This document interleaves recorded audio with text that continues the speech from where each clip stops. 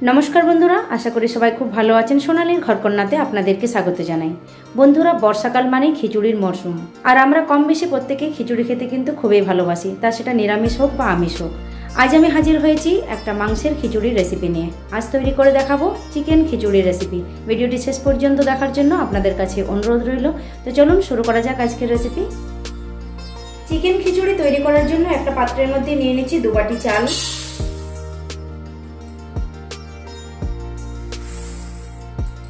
এখানে আমি বাসমতি চাল ব্যবহার করেছি, আপনারা চাইলে গোবিন্দভোগ চাল বা যে কোনো ধরনের চাল দিয়ে খিচুড়িটা বানিয়ে নিতে পারেন। নিচ্ছি হাফ বাটি মুগ ডাল। এই মুগ ডালটা আমি হালকা করে ভিজে নিয়েছি। নিচ্ছি হাফ বাটি মসুর ডাল। এরপর জল দিয়ে চাল এবং ডাল ভালোভাবে ধুয়ে নিচ্ছি।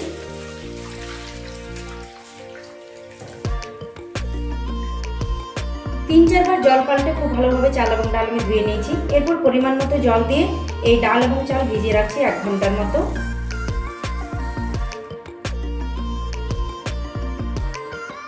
1 ঘন্টা পর দেখুন ডাল এবং চাল সুন্দরভাবে ভিজে গেছে। এরপর আমি এক্সট্রা জলটা ঝরিয়ে নিচ্ছি। আজকের মাংসের খিচুড়ির জন্য এখানে আমি 500 গ্রাম চিকেন নিয়েছি। চিকেনটা খুব ভালোভাবে ধুয়ে পরিষ্কার করে নিয়েছি। গ্যাসে একটা কড়াই গরম করে এর মধ্যে দিয়ে দিচ্ছি পরিমাণ মতো সরষের তেল। সরষের তেলের মধ্যে দিয়ে দিচ্ছি 1 চামচ পরিমাণ ঘি। এতে খিচুড়ির টেস্ট অনেক বেশি ভালো হবে। ফোড়নে দিচ্ছি লবঙ্গ, এলাচ, দারুচিনি, তেজপাতা, শুকনো লঙ্কা, গোটা জিরে এবং সামান্য পরিমাণ চিনি। এরপর ফোড়ন কয়েক সেকেন্ড ভেজে নিচ্ছি। ফোড়ন ভেজে নেওয়ার পর এর মধ্যে দিয়ে দিচ্ছি আদা এবং রসুন বাটা। এরপর আদা আর রসুন কিছুক্ষণ ভেজে নিচ্ছি। আদা রসুন ভেজে নেওয়ার পর দিয়ে দিচ্ছি 2 মিডিয়াম সাইজের পেঁয়াজ কুচি।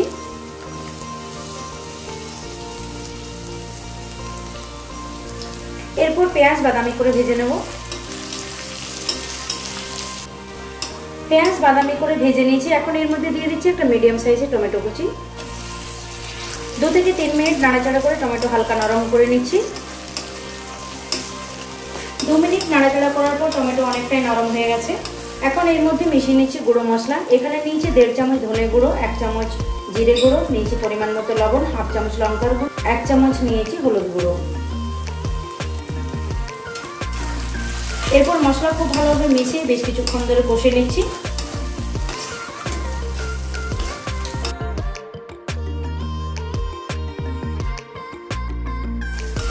বেশ কিছুক্ষণ ধরে মশলা আমি খুব ভালোভাবে কষিয়ে নিয়েছি। দেখতেই পাচ্ছেন মশলা থেকে তেল ছাড়া শুরু হয়েছে।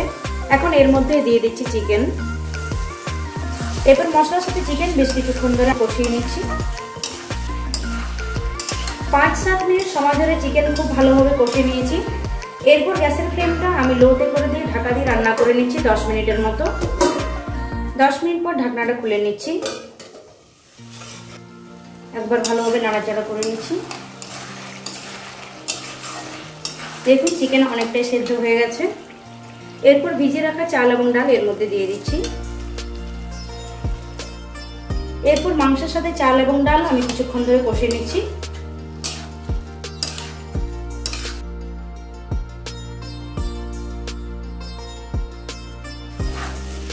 মাংস, চাল এবং ডাল খুব ভালোভাবে আমি কষিয়ে নিয়েছি।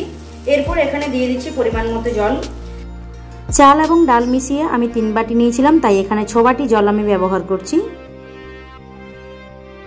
পরে প্রয়োজন হলে আবারও জল দেব। জল দেওয়ার পর লবণের পরিমাণটা অবশ্যই চেক করে নেবেন। দিচ্ছি 2 কাঁচা লঙ্কা। মাংসের খিচুড়ি একটু ঝালঝাল হলে খেতে বেশি ভালো লাগে। এরপর আমি ঢাকা দিয়ে রান্না করে নেব মিনিট 15 মতো। মাঝে মাঝে অবশ্যই আমি ঢাকনা খুলে 2 একবার নাড়াচাড়া করে নেব। গ্যাসের ফ্লেমটা এখন আমি লো টু মিডিয়ামে রাখছি। 15 মিনিট রান্না করে নেওয়ার পর ঢাকনাটা খুলে নিচ্ছি। একবার ভালোভাবে মিশিয়ে নিচ্ছি। দেখুন খিচুড়ির জলটা পুরোটাই শুকিয়ে গেছে। চাল এবং ডাল সুন্দরভাবে সেদ্ধ হয়ে গেছে। চিকেন তো কিছুটা সেদ্ধ হয়েছিল, আরো পারফেক্টভাবে সেদ্ধ হয়ে গেছে। এখন খিচুড়ির মধ্যে দিয়ে দিচ্ছি হাফ চামচের মতো গরম মশলার গুঁড়ো। ভালোভাবে মিশিয়ে নিচ্ছি। খিচুড়ি আমাদের মোটামুটি রেডি। এরপর আমি গ্যাসের ফ্লেমটা বন্ধ করে দিচ্ছি। 5 মিনিট আমি ঢাকা দিয়ে রেখে দিচ্ছি। গ্যাসে একটা পাত্র গরম করে এর মধ্যে দিয়ে দিচ্ছি 2 চামচের মতো ঘি।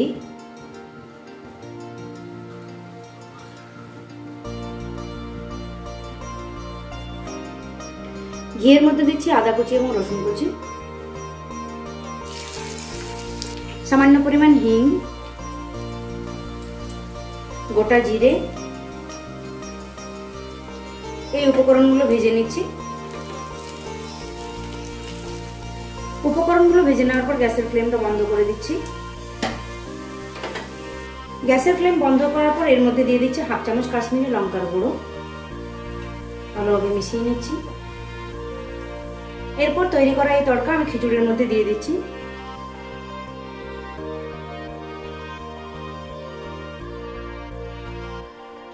তড়কা খিচুড়ির সাথে ভালোভাবে মিশিয়ে নিচ্ছি। তো বন্ধুরা, তৈরি করে নিলাম গরমা গরম মাংসের খিচুড়ি। আশা করছি আমার আজকের এই মাংসের খিচুড়ি রেসিপি আপনাদের ভালো লেগেছে। আর ভালো লেগে থাকলে অবশ্যই আমাকে কমেন্ট করে জানাবেন। এই বর্ষাকালে একদিন অবশ্যই এরকমভাবে মাংসের খিচুড়ি বানিয়ে খান। আশা করছি প্রত্যেকেরই খুব ভালো লাগবে। সবাই সুস্থ থাকুন, ভালো থাকুন। আবার হাজির হয়ে যাব অন্য কোনো দিন অন্য কোনো মজাদার রেসিপির সাথে। নমস্কার। ভিডিওটি শেষ পর্যন্ত দেখার জন্য আপনাদেরকে অসংখ্য ধন্যবাদ।